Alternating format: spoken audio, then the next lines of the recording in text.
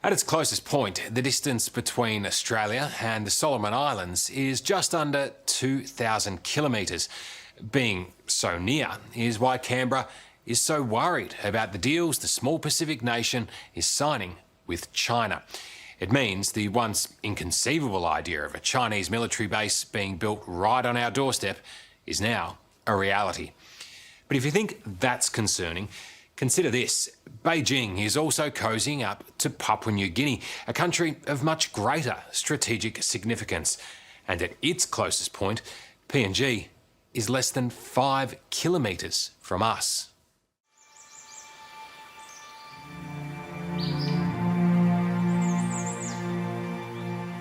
In the early light of day, Bamana War Cemetery in Papua New Guinea feels like a contradiction.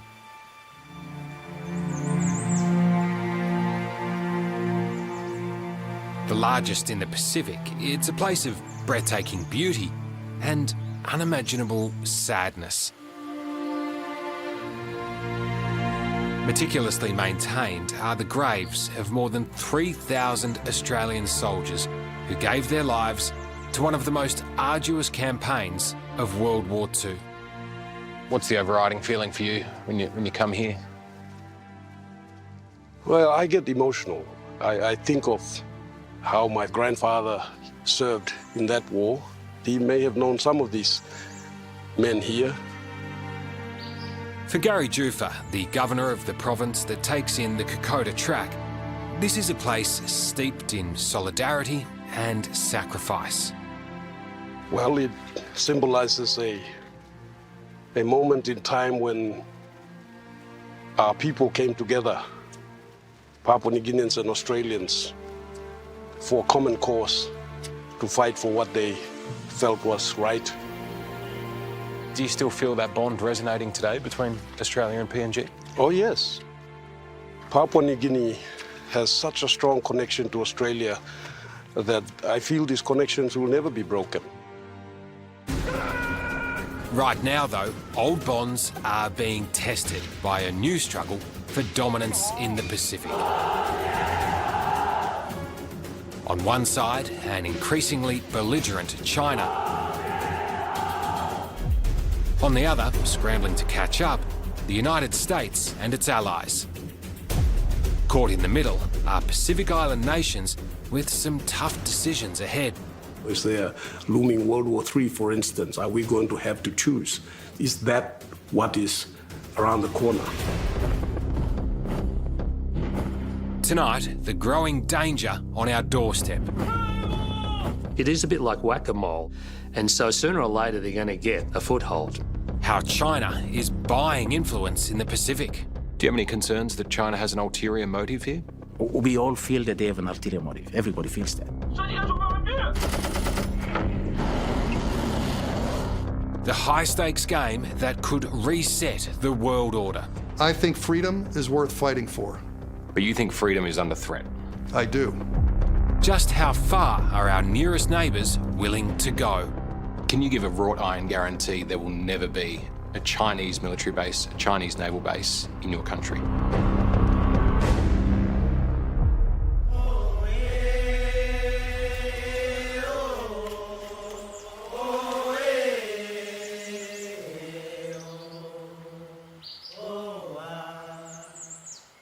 If you're making power plays in the Pacific, then Papua New Guinea is the jewel in the crown. By far the biggest economy, the biggest landmass, the biggest population. But what makes it so significant is its location. Strategically, it's perfect. Only 100 kilometres to mainland Australia on one side, and the other way, it's the gateway to Asia. Suddenly, this normally quiet part of the world has found itself at the very centre of a battle for superpower supremacy. The phrase you hear over and over in Papua New Guinea is friends to all, enemies to none. It's a way of saying when it comes to investment, all bets are on the table. And that's just the way Peter Kengamar likes it. Do you have a preferred business partner? Right now, we come from a culture where we marry 3 or 4 wives. construct a road from Wailala. Peter is project director and chief spruiker of a bold new vision for Papua New Guinea. I mean, it catches my eye, but there are fighter jets here. Yeah, that's when we are modeling this, we are thinking into the future. It's the kind of development that could hold significant dangers for Australia. Called the Kakori-Ihu Special Economic Zone, it's an ambitious $8 billion plan to carve a futuristic industrial city from virgin jungle, not far from Cape York. You're envisaging an airport, Yes, a huge industrial complex, manufacturing headquarters, right.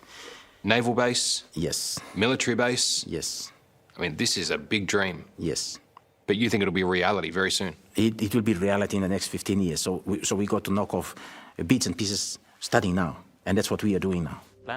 China has already invested more than $30 million in the project, and it's itching to get more involved. As it looks to establish a military foothold close to Australia, it's little wonder the project has raised alarm bells.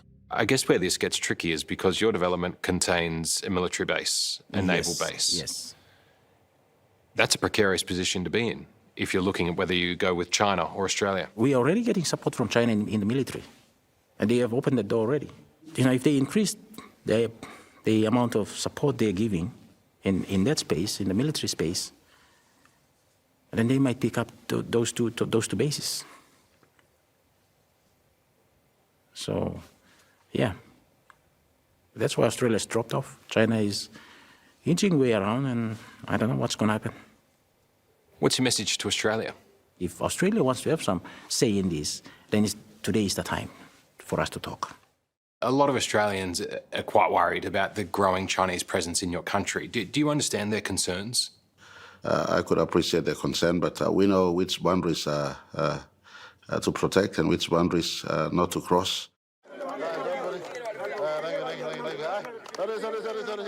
It's election time in Papua New Guinea, and Prime Minister James Marape has invited us to join him on a trip back to his hometown of Tari in the heart of the Highlands.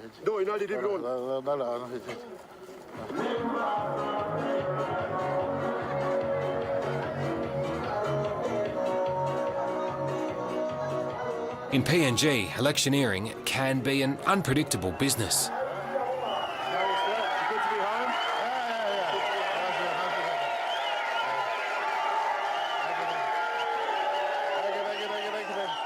But today, the crowd is in good spirits.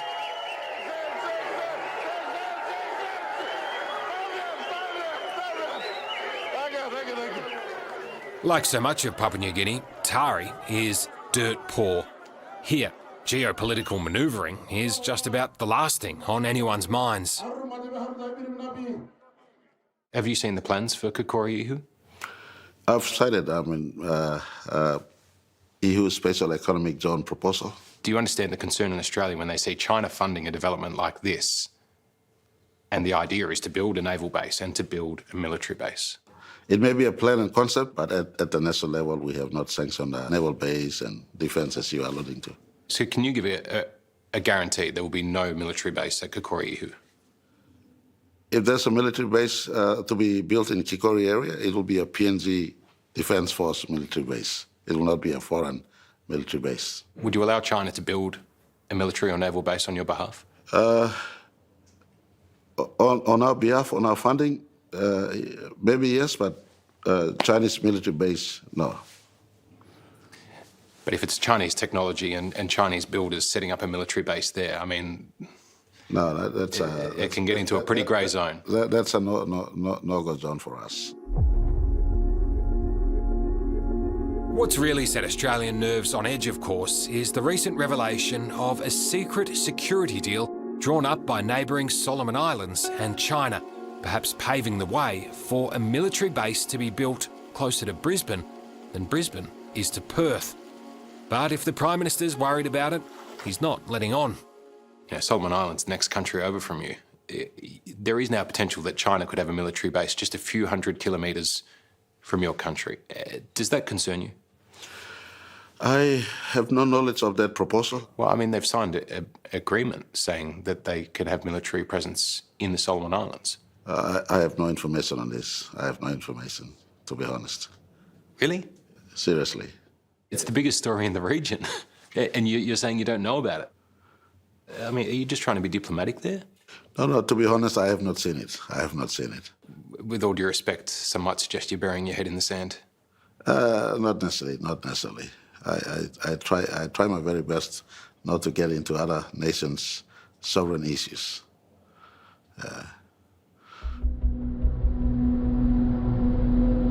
To the experts, the Solomon Islands deal is bad enough. But given its proximity to Australia, a Chinese military presence in PNG would be on another level of strategic threat entirely. If the Pacific were a monopoly board, it does feel a little bit like China sees PNG as Mayfair. It's a nice way of putting it. That's probably right. Yes, I think if you're looking at the Pacific, I would actually be wanting to have the Papua New Guinea as my Mayfair and Solomon Islands as my Park Lane, right? And I put all my hotels on those two parts of the board, for sure. So they've already got Park Lane and they want the set. Yeah, they're quite well positioned at the moment. If this is a game of Monopoly, you'd say they've got a head start on the rest of the field. Veteran defence analyst Alan Dupont says China's intentions are very clear and it'll exploit every opportunity it can. Their strategy is to draw the whole region, every single one of the Pacific Island countries, into the Chinese world and make them dependent on China. And when you have dependency, then you're basically going to give the person you're dependent on pretty much what they want, because you don't have too many options. There's an argument to say, the United States, Australia, they're not exactly altruistic when they go and help out in these smaller nations. Yep. So why shouldn't China be able to help and invest in developing nations too? You have to remember that a lot of Chinese aid are loans. You have to pay them back. They're not grant aid. It's not like we've built this irrigation system for you and handing it over, which we tend to do in Australia. Chinese loans are sometimes quite restrictive, and you have to pay them back. And then what happens is you get this debt trap diplomacy problem, where small countries, recipients of Chinese loans, can't pay them back. So the Chinese say, OK, you can't pay it back, so how about you give us a bit of your real estate instead, a debt for equity swap? That's the deal. And then you suddenly find you've lost your sovereignty and you've got a little China somewhere in your country where locals are not allowed.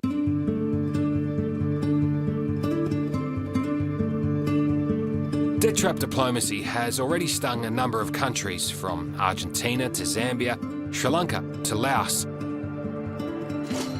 But as you'll see, it's far from the only weapon in Beijing's growing arsenal. Given the overall designs of China's plan here, I think Papua New Guinea and, frankly, all the nations in the Indo-Pacific are at risk. If anyone has a handle on the growing challenges in our region, it's retired Admiral Philip Davidson.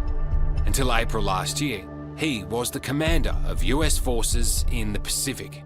When you look at the situation in the Pacific right now, is China a threat? Well, certainly they're using all elements of their national power, economic, diplomatic, and yes, military power, to change the status quo for Communist Party of China objectives. So China comes in talking a friendly game, but you don't think that's what they're about? They have ambition by the middle of this century to displace the international order and replace it with one of their own. And I think you only need to look at the closed and authoritarian society that Chairman Xi is leading there to understand what a threat that is to the free peoples of the Indo-Pacific. Admiral Davidson has watched with alarm as China's influence in the Pacific has grown exponentially in lockstep with the expansion of its military.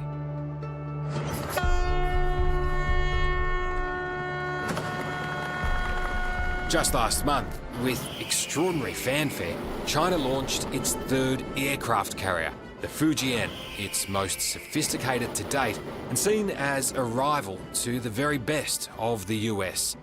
cutting-edge addition to a rapidly expanding naval fleet. At the turn of this century, just 22 years ago, it was just a few dozen ships. You know, that Navy now consists of hundreds of ships, and they're introducing modern capabilities, long-range anti-ship ballistic missiles aboard those ships. They're introducing nuclear power to their submarines, hypersonic missiles to their rocket forces. It goes on and on and on.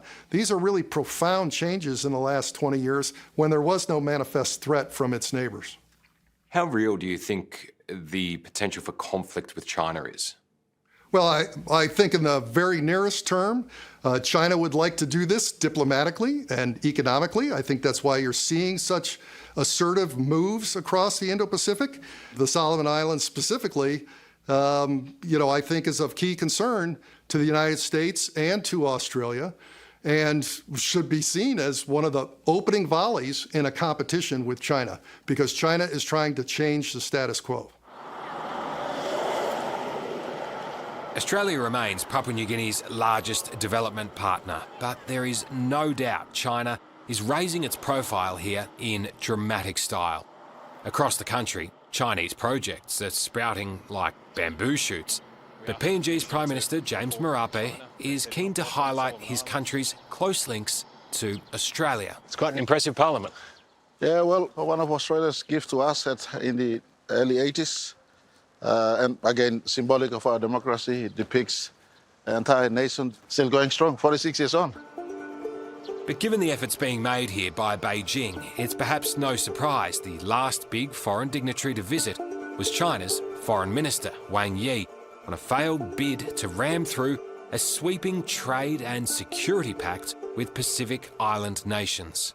There is big concern in Australia about this looming battle of the superpowers. Is there concern here? We are really inconsequential to what happens with the big boys. And so for me, at the moment, my first interest comes in building my own country up to be economically sustainable country. So that has been my focus. It sounds like money talks. China is important to us, just as much as Australia is very important to us. The critics say that China's tactic is almost a slow creep. You look at the South China Sea, it started off as fishing setups, and next thing you know, there's military bases there. And the suggestion is that that is their plan for your region too. So far, no conversation with China has moved in the space of military relationship. And, look, in the bigger space, if something unfolds, then we'll be concerned. But at this point in time, I see no immediate need for concern in our region. But to some experts, having an each-way bet is a dangerous game. The problem, according to defence analyst Alan Dupont, is that even seemingly straightforward developments can have ulterior uses. Is the Chinese equation pretty simple? Investment equals influence? Yeah, I think it's a bit more than that. Investment obviously does get you influence anywhere, but China's also thinking from a military point of view. If we establish a presence and a relationship with a small Pacific Island country, maybe we could parlay that into military capability too. If you're building a road or a railroad or a port or an airfield, why not make it militarily capable? Let's make it the airfield long enough to take a bomber. Let's have the harbour development able to take naval ships. All you need to do is just make it a bit bigger and stronger, and then you've got that capacity. Now, you may not be able to use it initially, but it's there as an opportunity for you down the track. So that's the Chinese approach, and they think a long way ahead on these things. You look at these investments, I guess, in isolation as a project for development here. There's, another port facility being built there. On their own, I guess they seem okay, but you think it adds up to a much bigger picture? Yes, it does. So that's why we have a contest, and it's a very important one, and we need to make sure we don't lose it. So just how do we make sure we keep ahead of the game? Is there a sense of scrambling, a sense of urgency to make sure you get ahead of this issue before things get out of hand? I wouldn't describe it as scrambling. I would describe it as urgency.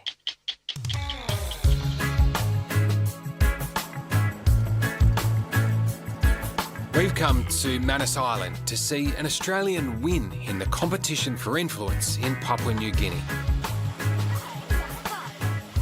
A place infamous for being the site of Australia's offshore detention centre, this laid-back slice of paradise is one of the most important strategic prizes in the whole of the Pacific. The reason is this: the Lombrum Naval Base. It was the springboard for the Allies pushing back against Japan in the Second World War.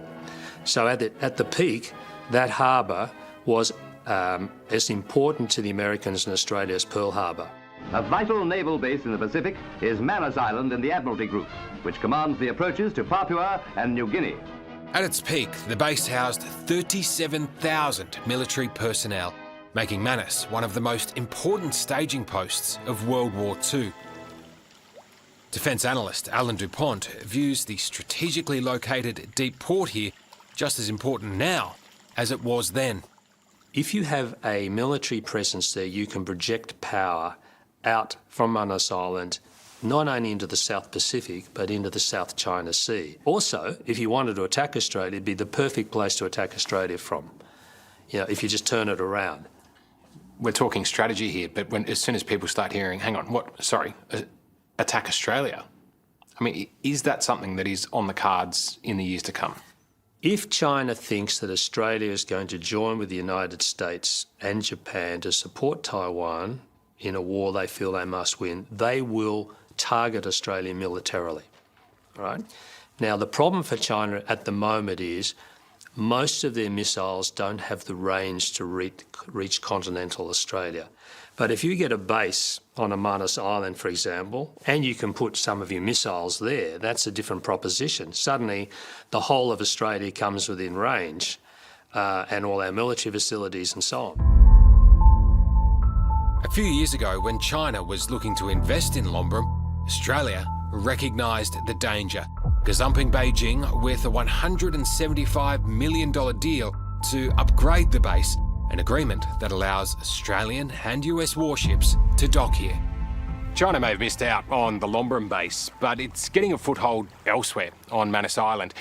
80k along the coast from here, Chinese contractors are beginning work on a new fishing operation, complete with a 140-metre long wharf. They've also revamped the nearby airport, installing a longer, military-capable runway. The worry is that one day, seemingly innocent projects will be used for more sinister purposes. And that's why in the battle for influence, every little win counts. Manus Island seems like the perfect case study of how this plays out in the Pacific, because Australia and the US scrambled to get control of that naval base, but then China is set up here and there instead. It is a bit like whack-a-mole, so we might get a win there on Lombrum, but then the Chinese pop up somewhere else, in Suva or Kiribati or Solomon Islands. And so sooner or later they're going to get a foothold.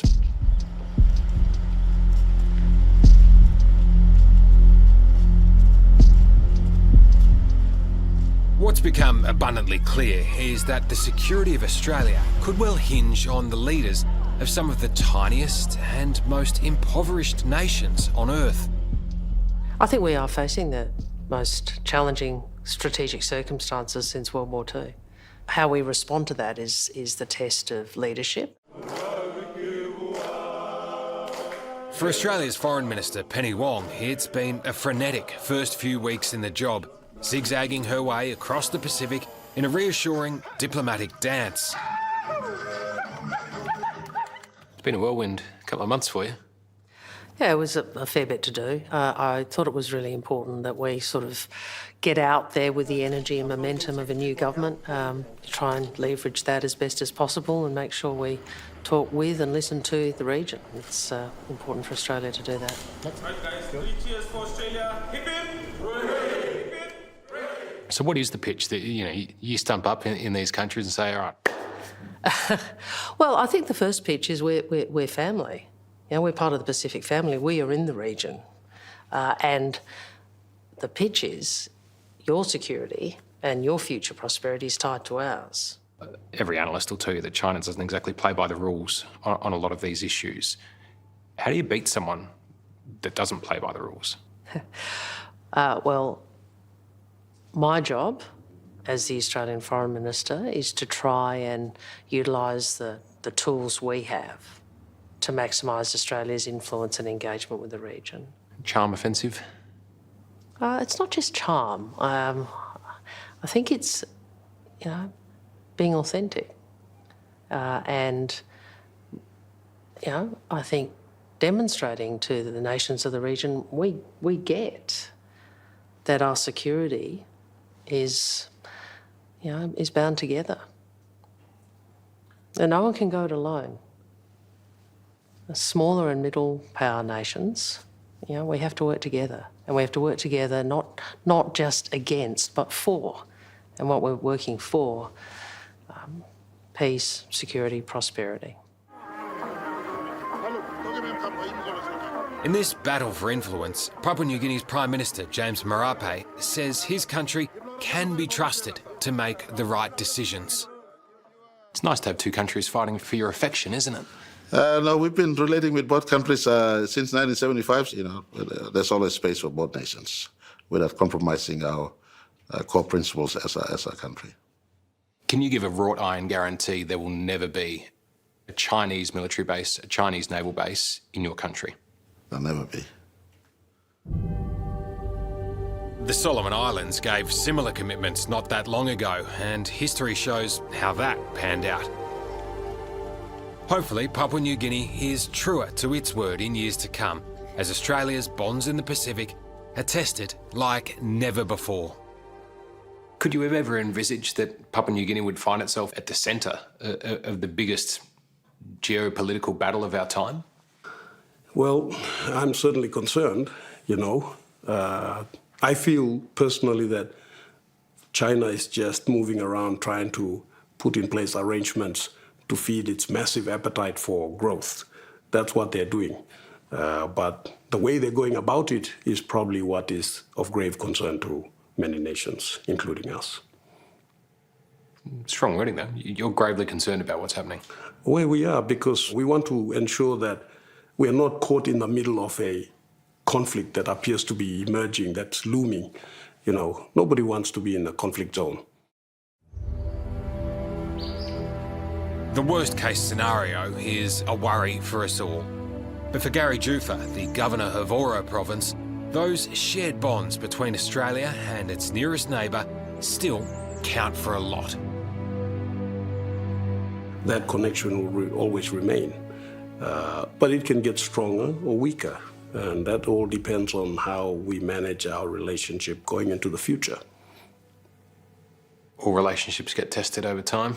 Absolutely. There is no perfect relationship, Some break down?